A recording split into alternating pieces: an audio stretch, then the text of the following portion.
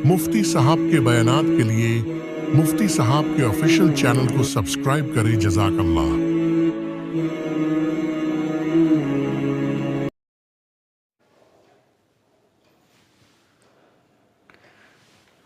अल्हम्दुलिल्लाहि वस्सलातु अला अहलिहा अम्मा बाद फ़अऊज़ु बिल्लाहि मिनश शैतानिर रजीम बिस्मिल्लाहिर रहमानिर रहीम वल्आदियाति ज़बहन फ़ल्मूरियाति क़दहन फ़ल्मुग़ीराति सुबहन फ़असरन बिही नक़अन फ़वसतन बिही जमअ इन्नल इंसान लिरब्बिही लकनूद। सदक़ल्लाहुल अज़ीम। अल्लाहुम्मा सल्लि अला सय्यिदिना मुहम्मद व अला आलि सय्यिदिना मुहम्मद व बारिक वसल्लिम। वाजिबुल एहतराम मुअज़्ज़ज़ उलमाए किराम, बुज़ुर्गान मुहतरम, अज़ीज़ नौजवान दोस्तों और बहुत ही इज़्ज़त की लायक मेरी मोहतरम माएँ और बहनें, सबसे पहले इस्लामी तरीक़े पर मैं आप तमाम को सलाम पेश करता हूँ। अस्सलामु अलैकुम वरहमतुल्लाहि वबरकातुहू। फिर दुआ गो हूँ कि अल्लाह ताला की मेहरबानियाँ, उसकी इनायतें, उसका फ़ज़ल हम तमाम पर हमेशा बरसता रहे। जो आयत मैंने पढ़ी हैं वो सूरह आदियात की आयत हैं। इन आयत में अल्लाह ने और इस सूरत में अजीब मज़मून बयान फरमाया है। आज उसी की रोशनी में कुछ बातें कहने और सुनने की हम लोग कोशिश करेंगे। अल्लाह ताला ने इन आयत में घोड़े की कसम खाकर एक मज़मून बयान किया है। सबसे पहले उन कस्मों को मुलाहज़ा करते हैं। अल्लाह फरमाते हैं वल्आदियाति ज़बहन, कसम है उन घोड़ों की जो हाँप कर दौड़ते हैं। फ़ल्मूरियाति क़दहन, फिर उन घोड़ों की जो इतनी तेज़ी से दौड़ते हैं कि जिसकी वजह से चिंगारियाँ उड़ती हैं। फ़ल्मुग़ीराति सुबहन, फिर उन घोड़ों की जो सुबह के वक्त में हमला आवर होते हैं। फ़असरन बिही नक़अन, फिर उन घोड़ों की जो गुबार उड़ाते हैं। फ़वसतन बिही जमअ, फिर उन घोड़ों की जो लश्कर के बीच में घुस जाते हैं। ये तमाम कस्में हो गईं। इन तमाम कस्मों के बाद अल्लाह तबारक व तआला ने ये बात इरशाद फरमाई कि इन्नल इंसान लिरब्बिही लकनूद, बेशक इंसान अपने रब का बहुत ही नाशुक्रा है। अब हम देखने की कोशिश करते हैं कि क्या मुनासबत है कसम में और जवाब कसम में। मुफस्सिरीन फरमाते हैं कि कसम और जवाब कसम में कोई ना कोई मुनासबत ज़रूर होती है। और दूसरे अल्फाज में जो जवाब कसम होता है वो एक दावा होता है और जितनी कस्में होती हैं वो उसकी दलील होती हैं। तो गोया कि यहाँ पर अल्लाह ताला ने इंसान के अपने रब का नाशुक्रा होने पर घोड़ों को दलील के तौर पर पेश किया है। घोड़ों को पेश किया यानी उनका अपने मालिक की फर्मा बरदारी करना, इसको पेश किया है। आइए इसको थोड़ा सा डीपर लुक इसका लेते हैं। देखिए, मालिक अपने घोड़े को चारा देता है, 2 वक्त की रोटी का इंतज़ाम करता है। फिर जब उसको जंग में जाने की ज़रूरत पड़ती है तो वो अपने घोड़े को तैयार करता है और घोड़े से कहता है चल। तो घोड़ा, अल्लाह ताला फरमा रहे वल्आदियाति ज़बहा, तो घोड़ा इतनी तेज़ी से दौड़ता है कि हाँपता है वो। अब आप मुझे बताइए कि हाँप कर कोई शख्स या कोई जानवर कब दौड़ता है? जब उसको रग़बत हो। गोया कि ये हाँप कर दौड़ते हुए और पुरजोश होकर दौड़ते हुए घोड़ा अपने मालिक से बज़बान हाल ये कह रहा है कि मालिक, मैंने तेरा नमक खाया है, मैं ज़रूर तेरा साथ दूंगा। अब स्टेप बाय स्टेप घोड़े के पुरजोश होने की और अपने मालिक के नमक का हक़ अदा करने को आप मुलाहज़ा फरमाएं। अल्लाह ताला ने कैसे स्टेप बाय स्टेप इसको बयान किया। फिर क्या होता है कि घोड़ा और तेज़ी से दौड़ता है। जब घोड़े बहुत तेज़ी से दौड़ते हैं पथरीली ज़मीन में तो उनके दौड़ने की वजह से चिंगारियाँ उड़ती है। तो ये भी इस बात की अलामत है कि घोड़ा अपने मालिक के नमक का हक़ अदा करने में बहुत पुरजोश अंदाज में दौड़ रहा है। फिर कुरान कहता है فالمغیرات صبحا۔ اب دوڑتے دوڑتے رات کا ایک حصہ گھوڑا اپنے مالک کو لے کر چلتا رہا، پھر رات کے کسی حصے میں کسی جگہ وہ قیام کرتا ہے۔ ابھی رات پوری طریقے سے ختم بھی نہیں ہوتی، بالکل صبح ہی صبح رات کے آخری پہر میں مالک پھر اپنے گھوڑے سے کہتا ہے چل اب ہمیں اپنی مہم کی طرف آگے بڑھنا ہے۔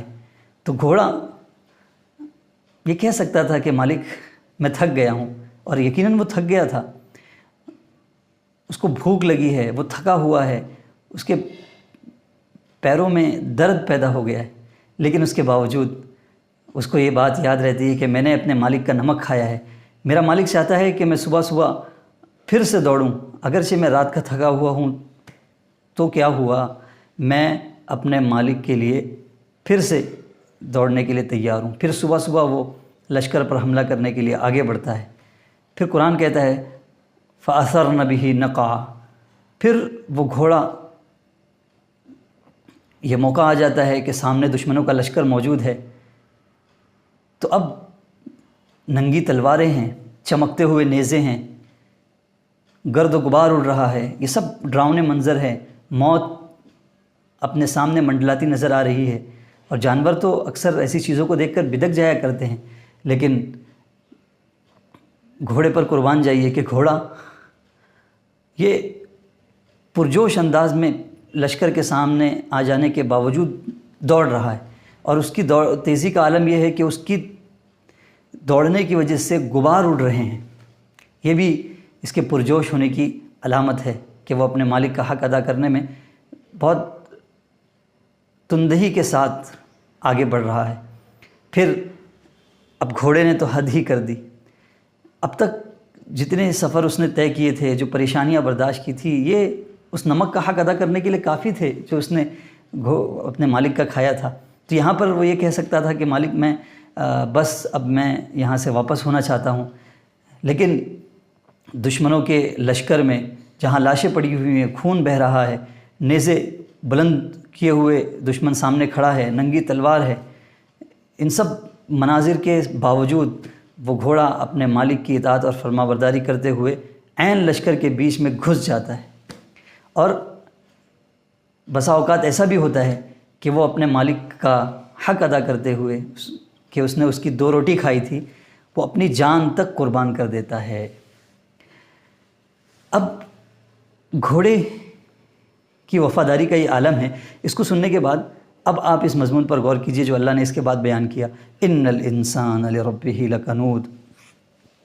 اللہ تعالیٰ انسان کو یہ یاد دلا رہے ہیں کہ میرے بندے دیکھ، گھوڑے کے مالک نے اس کے ساتھ کیا کیا تھا، اس کو 2 وقت کی روٹی ہی تو دی تھی، لیکن اس نے اپنے نمک کا یہ حق ادا کیا کہ اس نے اپنی ذات تک کو قربان کر دیا، اپنی جان قربان کر دی۔ اس نے گھوڑے کی آنکھیں نہیں بنائی تھی، اس نے گھوڑے کو پیدا نہیں کیا تھا، پال پوس کر اس کو بڑا نہیں کیا تھا، لیکن اس کے باوجود گھوڑے کا اپنے مالک کے ساتھ یہ رویہ ہے کہ وہ اپنے مالک کے لیے اپنی جان تک قربان کرنے کے لیے تیار ہے۔ لیکن میرے بندے کا حال یہ ہے، انسان کا حال یہ ہے کہ وہ باوجود یہ کہ میری نعمتوں کا اقرار کرنے والا ہے، کہ میں نے اپنی نعمتیں اس پر بے انتہا برسائی ہے، وہ اس بات پر اڑا ہوا ہے اور فعلی طور پر وہ ہم سے کترا رہا ہے، ہم سے دور جا رہا ہے اور ہماری ناشکری میں مبتلا ہے۔ تو اللہ تعالیٰ انسان کو بہت پیار کے ساتھ کہہ رہے ہیں کہ میرے بندے تو دیکھ تو صحیح گھوڑے کا اپنے مالک کے ساتھ کیا رویہ ہے اور تیرا میرے ساتھ کیا رویہ ہے۔ اللہ کرے کہ جو غیرت اللہ نے ہم کو دلائی ہے ان آیات میں، تو جس کے دل میں بھی اللہ کی محبت کی ہلکی سی چنگاری ہوگی، وہ ضرور آج اللہ سے صلح کرے گا اور اللہ سے توبہ کر کر، اللہ کی طرف رجوع کر کر اللہ کی فرما برداری کا عہد کرے گا۔ اللہ تعالی ہم سب کو اس کی توفیق عطا فرمائے۔ اب دیکھیے اللہ کے احسانات، اللہ اکبر، عجیب و غریب کتنے احسانات ہیں۔ قرآن کریم میں اللہ نے فرمایا کہ اللہ کے احسانات کو اگر بندہ شمار کرنا چاہے تو نہیں کر سکتا۔ اب دیکھیے یہ ساری کائنات، اس کو کس نے بنایا؟ یہ زمین، اس کو کس نے بنایا؟ جو کھانا ہم دسترخوان پر بیٹھ کر کھاتے ہیں، ہم یہ سمجھتے ہیں کہ یہ کھانا ڈائریکٹ یہاں دسترخوان پر آ گیا، نہیں، یہ ایک بہت لمبے پروسیس سے گزرا ہے۔ وہ سارے پروسیس کے پیچھے اللہ کی طاقت اور اللہ کا ارادہ اور اللہ کی منشا کام کر رہی تھی۔ اسی نے وہ سارے طریقے، وہ سارے اسباب مہیا کیے جس کے ذریعے سے اناج کا اور کھانے کا ایک پلیٹ تیرے سامنے آیا۔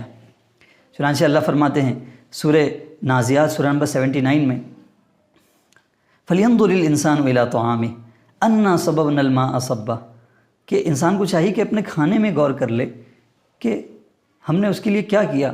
سب سے پہلے ہم نے آسمان کو عجیب طریقے سے پھاڑا۔ یہ بھی ہو سکتا تھا کہ پورا آسمان ایک ساتھ اپنے اندر جمع پانی کو نیچے بھیج دے، اس سے ہمارا زندہ رہنا زمین پر مشکل ہو جاتا ہے، لیکن عجیب و غریب اللہ کا نظام ہے کہ اللہ تعالیٰ نے مناسب انداز میں اس کو صباً پھاڑا۔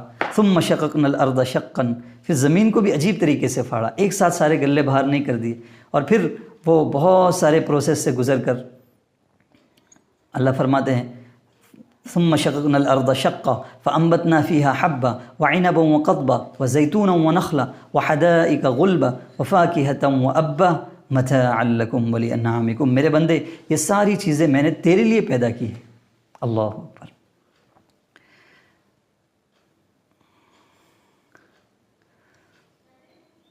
اس کائنات کی ایک ایک چیز اس بات کی گواہی دے رہی ہے کہ میں خود سے نہیں بنی ہوں، مجھے بنانے والی ایک ذات ہے، جس کو کچھ لوگ سپریم بینگ کہتے ہیں، کچھ لوگ گاڈ کہتے ہیں، کچھ لوگ خدا اور اللہ کہتے ہیں۔ میں آپ کو حوالہ دوں، ابھی سائنس اور ٹیکنالوجی کا دور ہے، سائنس کی بات الٹیمیٹ اور حتمی تصور کی جاتی ہے۔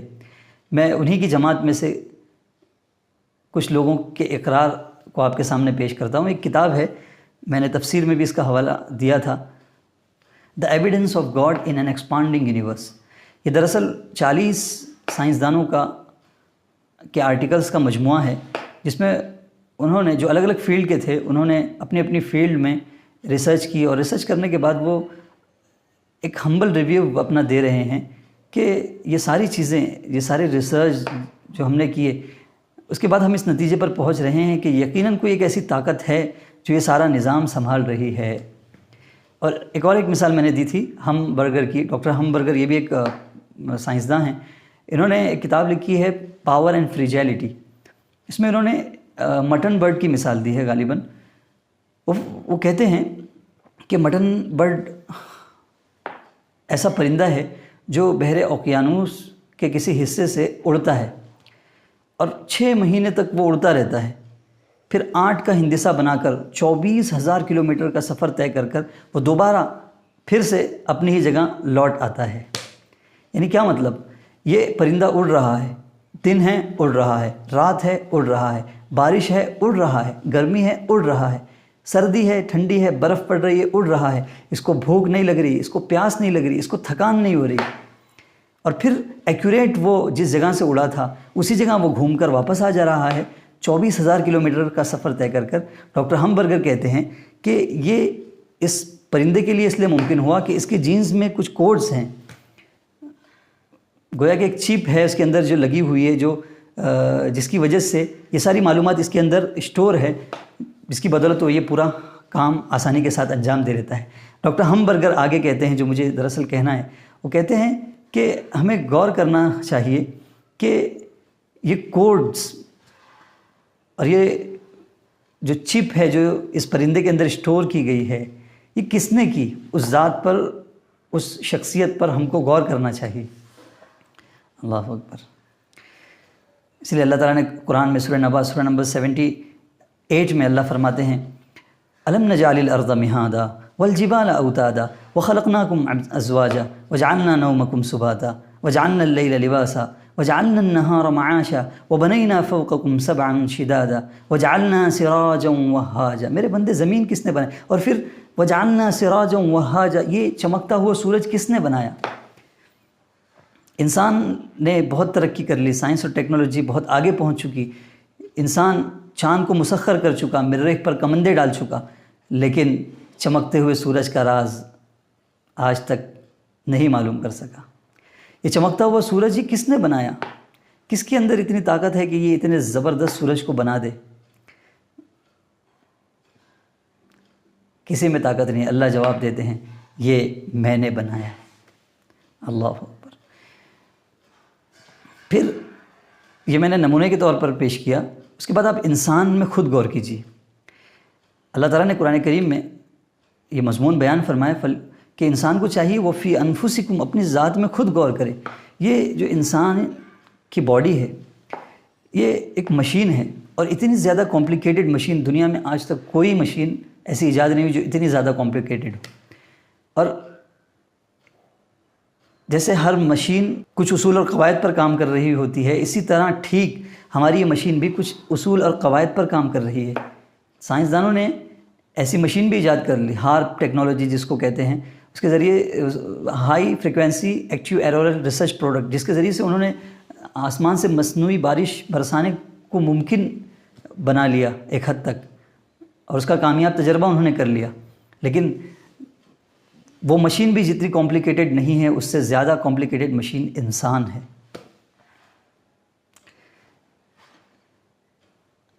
انسان کے بدن کی ایک ایک چیز اپنے اندر غور و فکر کی دعوت رکھتی ہے. یہ ہم دیکھتے ہیں، how do we see and how do we speak, how do we listen. یہ مستقل غور و فکر کے میدان ہیں کہ ہم دیکھیں ہم کیسے دیکھتے ہیں. کیا ہم ڈائریکٹ دیکھ لیتے ہیں؟ نہیں، ایک لمبا پروسیس ہے. پہلے وہ میسج ہماری آنکھوں سے، ہمارے کان سے، ہمارے دماغ کے حصے میں جاتا ہے. پھر وہاں بہت سے سیلز ہوتے ہیں، ان سیلز سے وہ پھر کرنٹ میں تبدیل ہوتا ہے، اور بجلی بننے کے بعد وہ نروس سسٹم میں جاتا ہے. پھر وہاں سے وہ دماغ کے اس حصے میں جاتا ہے جہاں پر بصارت کھانے، سماعت کھانے ہیں، اور وہاں پہنچ کر پھر ہمیں کوئی چیز دکھائی دیتی ہے اور سنائی دیتی ہے. یہ تو میں نے مثال کے طور پر عرض کیا. ایسی سینس کا نظام، چکھنے کا نظام، بالوں کا نظام، آنکھ کے اندر جو دیکھنے کی صلاحیت ہے اس کا نظام، مختلف نظام جو اللہ تعالیٰ نے ہمارے بدن میں بنائے ہیں، یہ خود اپنے اندر غور و فکر کی دعوت رکھتے ہیں. یہ کس نے بنایا؟ یہ سوال ہے. یہ اللہ ہی نے تو بنایا. آئیے مجھے ذرا اس پوائنٹ کو اور کلیئر کرنے دیجئے. جب چندریان 3 لانچ ہوا تھا چاند پر، تو لوگ خوشیاں منا رہے تھے. اسرو کے سائنسدانوں کے بعض لوگ وہ تھے جو سجدے میں گر گئے تھے ان کے سامنے، اور بعض لوگ وہ تھے جنہوں نے ان کو اپنے گلے سے لگا لیا، ان کے ہاتھ چومے، ان کی پیشانی چومی. کیوں؟ صرف اس لیے کہ انہوں نے ایک وہیکل ایسا بنایا، ایک ایسا پروڈکٹ بنایا جس کے ذریعے جو چاند پر بعافیت آسانی سے لینڈ ہو گیا. یہ ان کے کمال کی دلیل ہے. جب ایک انسان ایک معمولی سی چیز ایجاد کرتا ہے، چاند کی کیا حیثیت ہے کائنات کے سامنے، سورج کے سامنے، اس کے لیے جب اس کے دل میں عظمت پیدا ہو سکتی ہے اور اس کے آگے وہ سجدے میں گر سکتا ہے اور اس کے ہاتھ چوم سکتا ہے، اس کو گلے سے لگا سکتا ہے، تو مجھے بتائیے سورج کو پیدا کرنے والا اور پھر چاند کو پیدا کرنے والا اور کائنات کے سارے نظام کو چلانے والا اللہ، کیا وہ اس کا حقدار نہیں ہے کہ ہم اور آپ ان آسمان و زمین کے درمیان پھیلے ہوئے اس کے کمالات اور اس کی نشانیوں کو دیکھ کر اس کی عظمت اپنے دل میں بھر لیں، اس کے آگے سجدے میں گر جائیں، اس کو چوم لیں؟ یہ سب اللہ کے احسانات ہی تو ہیں جس کو ہم استعمال کر رہے ہیں. یہ 2 آنکھیں اللہ نے دی، چلنے کے لیے 2 پیر اللہ نے دیے، پکڑنے کے لیے 2 ہاتھ دیے، زبان کے اندر چکھنے کی صلاحیت، آنکھ میں دیکھنے کی صلاحیت، کان میں سننے کی صلاحیت. یہ سارے نظام اللہ ہی کے تو عطا کردہ ہیں. کاش اللہ کرے کہ ہمارے دلوں میں اللہ کی محبت پیدا ہو جائے. پھر قرآن کی نعمت یہ کس نے دی؟ یہ اللہ ہی نے تو دی. اور پھر قرآن نے کیا انقلاب برپا کیا؟ عقیدہ توحید جو قرآن نے پیش کیا. آپ کو پتہ ہے کہ حضور پاک صلی اللہ علیہ وسلم اور قرآن کے آنے سے پہلے کی دنیا اور بعد کی دنیا میں بہت ڈفرینس ہے. ساری جو سائنٹیفک ڈیولپمنٹ ہے اور سائنسی ترقیاں ہیں وہ قرآن کے اور حضور کے آنے کے بعد ہی ہوئی، اس سے پہلے نہیں ہوئی. حالانکہ دنیا کب سے چل رہی تھی. اس کی وجہ کیا ہے؟ قرآن نے عقیدہ توحید کا انقلاب برپا کیا. کیسا انقلاب؟ عالمی انقلاب. اس سے پہلے توحید کی دعوت تھی لیکن عالمی طور پر اس عقیدہ توحید نے لوگوں کو متاثر نہیں کیا تھا. تو اس کی وجہ یہ تھی کہ لوگ اشیاء کو مقدس سمجھے ہوئے تھے. ہر چیز کے گرد تقدیس کا حالہ قائم تھا. دریا مقدس تھا، چاند مقدس تھا، پیڑ پودے مقدس تھے، زبان مقدس تھی، اور نہ جانے کیا کیا چیزیں مقدس بنی ہوئی تھیں۔ اور جس چیز کو آدمی مقدس سمجھتا ہے کبھی اس کے اوپر ریسرچ نہیں کر سکتا۔ ایک میڈیکل اسٹوڈنٹ جو MBBS کا اسٹوڈنٹ ہو، وہ ڈیڈ باڈی پر پریکٹس کرتا ہے، لیکن اگر وہی ڈیڈ باڈی اس کے باپ کی رکھ دی جائے تو اس کے اندر یہ ہمت نہیں پیدا ہو سکتی کہ وہ اپنے باپ کی ڈیڈ باڈی پر ریسرچ کرے، کیونکہ اس کے باپ کی باڈی کے ارد گرد تقدیس کا حالہ چھائے ہوا ہے جو اس کے دماغ میں ہے۔ تو اسلام کے اور عقیدہ توحید کے عالمی انقلاب برپا کرنے سے پہلے ہر چیز کے ارد گرد تقدیس کا حالہ قائم تھا، ہر چیز آبجیکٹ آف ورشپ بنی ہوئی تھی۔ انسان یہ سمجھ رہا تھا یہ سب خدا ہیں، سب کو پوج رہا تھا، سب کی منت و سماجت کر رہا تھا، لیکن عقیدہ توحید نے یہ انقلاب برپا کیا۔ اگرچہ اس کو بہت سے لوگوں نے قبول تو نہیں کیا، لیکن اس عقیدے سے ہر ایک متاثر ہوا، کوئی اس سے متاثر ہوئے بغیر رہ نہ سکا۔ چنانچہ عقیدہ توحید نے یہ پیغام دیا کہ اوپر اللہ مہان ہے اور زمین پر تم مہان ہو، باقی یہ ساری چیزیں تمہاری خدمت کے لیے پیدا کی گئی ہیں۔ بس یہ نظریہ جب عام ہوا تو پھر آبجیکٹ آف ورشپ یہ آبجیکٹ آف ریسرچ میں تبدیل ہو گئے۔ اس کو انسان اپنا خادم سمجھنے لگا، تو خادم سمجھنے کی وجہ سے اس کو ٹھوک بجا کر دیکھنے لگا کہ اس میں کیا ہے، اور پھر نتیجتاً وہ ساری ترقیاں وجود میں آئی جس کو ہم آج ملاحظہ کر رہے ہیں۔ یہ اللہ کا احسان نہیں تو اور کیا ہے۔ آپ اس کو وہیں سے جوڑیے گا، ان الانسان لربہ لکنود، میرا بندہ میرا بہت ناشکرا ہے۔ تو یہ اللہ کے انعامات ہیں جن کا میں تذکرہ کر رہا ہوں، اس کے باوجود انسان کے بارے میں اللہ یہ شکایت کر رہے ہیں کہ انسان میرا بڑا ناشکرا ہے۔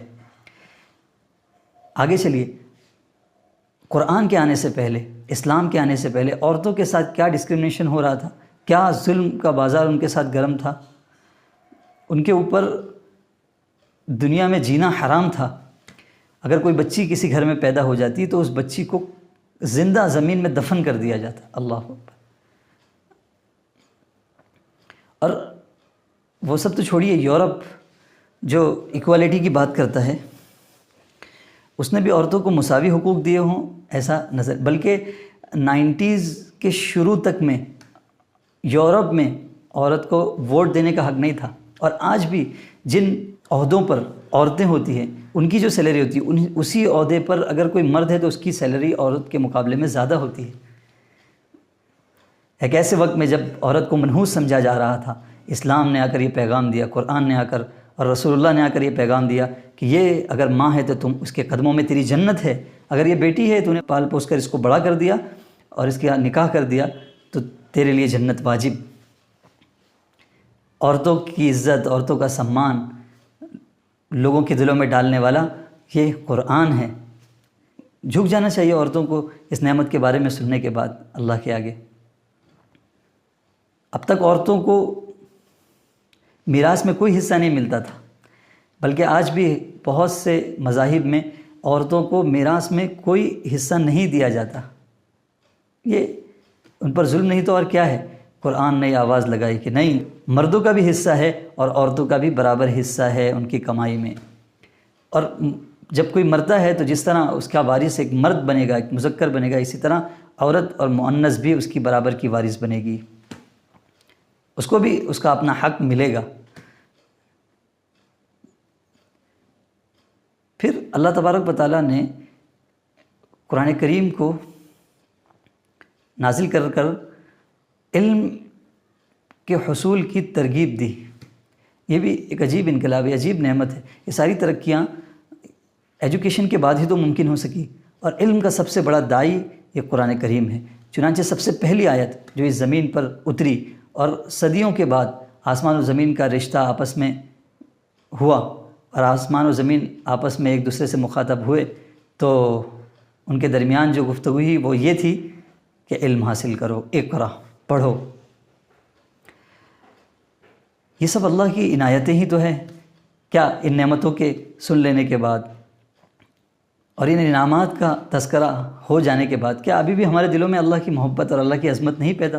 ایک سائنسدان، ایک چندریان 3 بنانے والے لوگ، جب ان کو اتنی حیثیت ایک انسان دے سکتا ہے کہ چندریان 3 جب لینڈ کیا تھا تو گلی کوچوں میں اس کا تذکرہ تھا اور محلوں میں تذکرہ تھا، گھروں میں تذکرہ تھا. کیا وہ ذات جس نے اتنے سارے انعامات، اتنے سارے احسانات کیے، اس بات کی مستحق نہیں ہے کہ ہم گلی کوچوں میں اس کا تذکرہ کریں، اس کی محبت اپنے دل میں بسائیں، گھروں میں اس کا تذکرہ کریں، اس سے محبت کریں، اس کے فرمان کو اپنے دل و جان سے قبول کریں، اس کے آگے جھک جائیں؟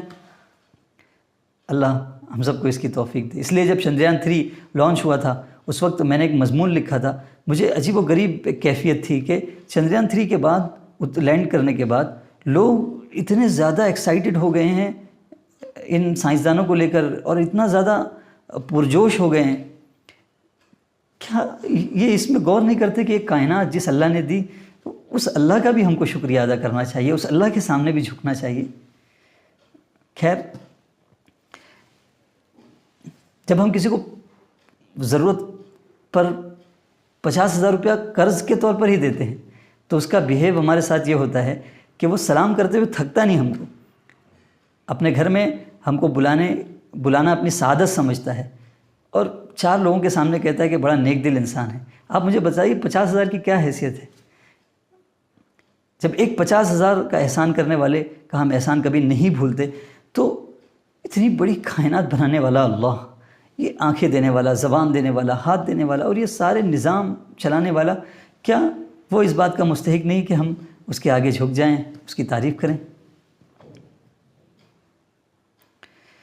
اسی لیے شاید اللہ تعالیٰ نے قرآن کریم میں فرمایا وما قدر اللہ حق قدری، کہ میرے بندوں نے، حقیقی بات یہ ہے کہ میری قدر ہی نہیں کی. اللہ اکبر.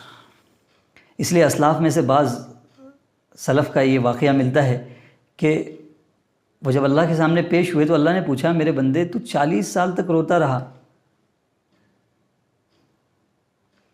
اس کی کیا وجہ تھی؟ تو انہوں نے کہا اللہ میں یہ سوچ کر روتا تھا کہ اللہ آپ کا جو حق مجھ پر ہے وہ میں نے ادا نہیں کیا. اللہ نے فرمایا اچھا یہ تیرے آنسوؤں کے ساتھ خون کی آمیزش کیوں تھی؟ تو انہوں نے کہا کہ اللہ اس ڈر سے کہ کہیں یہ سارا رونا رد نہ کر دیا جائے. اللہ تعالیٰ فرماتے ہیں سن میرے بندے، 40 سال سے تیرے فرشتے تیرا اعمال نامہ اس حال میں لا رہے ہیں کہ اس میں ایک گناہ بھی لکھا ہوا نہیں ہوتا. یہ لوگ ہیں جن کو اللہ کی معرفت حاصل ہو گئی تھی. اللہ کرے ہمیں بھی ہو جائے. میں آپ کو حضرت نبی پاک صلی اللہ علیہ وسلم کی ایک دعا کا تذکرہ کرتا ہوں میں، اس سے سمجھ میں آئے گا کہ کیسی اللہ کی معرفت حضور کو حاصل تھی.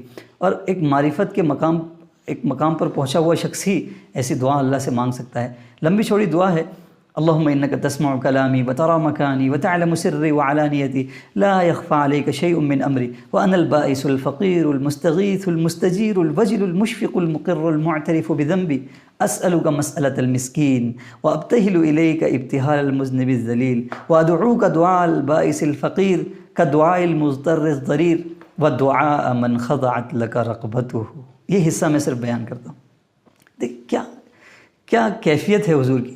حضور یہ فرما رہے ہیں اللہ میری حیثیت تیرے آگے ایسی ہی ہے جیسے ایک غلام جو اپنے آپ آقا کا بہت فرما بردار تھا، لیکن جانے انجانے میں اس سے کوئی غلطی ہو گئی جس سے آقا ناراض ہو گیا.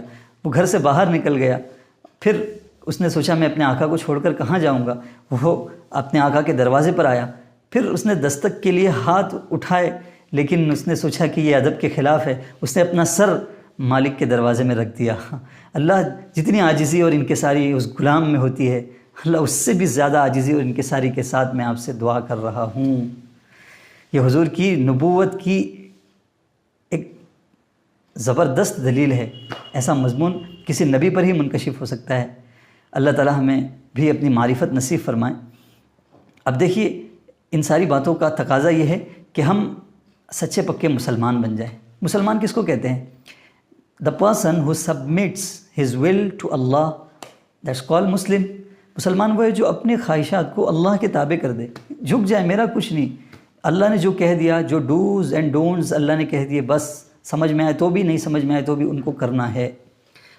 اور اگر آپ پوچھیں کہ پرفیکٹ مسلمان کی ڈیفینیشن کیا ہے، تو میں 2 جملے میں یہ کہہ سکتا ہوں: the person who fulfills the rights of creator and the person who fulfills the right of creation یا creatures. کہ جو بندہ اللہ کے حقوق بھی ادا کرے اور بندوں کے حقوق بھی ادا کرے وہ صحیح معنوں میں مسلمان ہے، سچا پکا مسلمان ہے۔ تو اس لیے آج سے نیت کریں کہ ہم مسلمان بنیں گے اور سچے پکے مسلمان بنیں گے، اور اللہ کے جو احکام ہیں، اللہ کے جو حقوق ہیں ہم ان کو بھی جانتے ہیں، اور بندوں کے جو حقوق ہم سے متعلق ہیں ہم ان کو بھی جانتے ہیں۔ تو جتنے حقوق ہمیں پتہ ہیں آج ہی سے نیت کریں کہ انشاءاللہ ہم ایک سچا اور ایک پرفیکٹ مسلم بننے کے لیے ان تمام حقوق کو ادا کریں گے۔ اللہ تعالیٰ ہم سب کو اس کی توفیق دے، اور فکر نہ کریں، اللہ کی رحمت بہت وسیع ہے۔ جو کچھ ہو گیا، جو برائیاں ہو گئی، جو نافرمانیاں ہو گئی، اللہ تعالیٰ آج اس کو زیرو سے ملٹیپلائی کرنے کے لیے تیار ہے۔ التائب من الذنب کمن لا ذنب لہ، اگر گناہ کرنے والے نے توبہ کر لی، ایک مرتبہ اللہ کی طرف رجوع کر لیا، اللہ معاف کرنے کے لیے تیار ہے۔ مسلم شریف میں عجیب و غریب روایت ہے 2758، اس میں اللہ تعالیٰ فرماتے ہیں ایک بندے نے گناہ کیا، وہ اللہ کے پاس آیا، حدیث قدسی ہے، اس نے کہا اے اللہ مجھ سے گناہ ہو گیا، مجھے معاف کر دے۔ اللہ نے کہا، اللہ نے فرمایا میرا بندہ وہ میرے پاس آیا ہے اپنے گناہ کی معافی کے لیے، اس کو معلوم ہے کہ اس کا کوئی رب ہے جو گناہوں کو معاف کرتا ہے اور گناہوں پر پکڑ بھی کرتا ہے۔ پھر 3 مرتبہ وہ پھر جاتا ہے، پھر گناہ کرتا ہے، پھر آتا ہے، یہی مضمون بیان ہوا ہے۔ اللہ فرماتے ہیں غفرت لک، میں نے تجھے معاف کیا، اعمل ما شئت، تجھے جو کرنا ہے وہ کر۔ یعنی تو جتنی بار گناہ کرے گا میرے پاس ایک مرتبہ عاجزی کے ساتھ آ جائے گا، ایک مرتبہ میری طرف رجوع کر لے گا، میں تجھے معاف کرنے کے لیے تیار ہوں۔ اللہ تعالیٰ ہم کو سچی پکی توبہ کی توفیق دے اور اپنی طرف رجوع کی توفیق دے، قبل اس کے کہ توبہ کا دروازہ بند ہو جائے، ہماری آنکھیں بند ہو جائیں، لوگ ہمیں قبر کے اندھیروں میں لٹا دیں اور منکر نکیر آ کر ہم سے سوالات کرنے لگیں، اور پھر ہمیں افسوس اور پچھتاوا ہو۔ آمین وآخر دعوانا ان الحمد للہ رب العالمین۔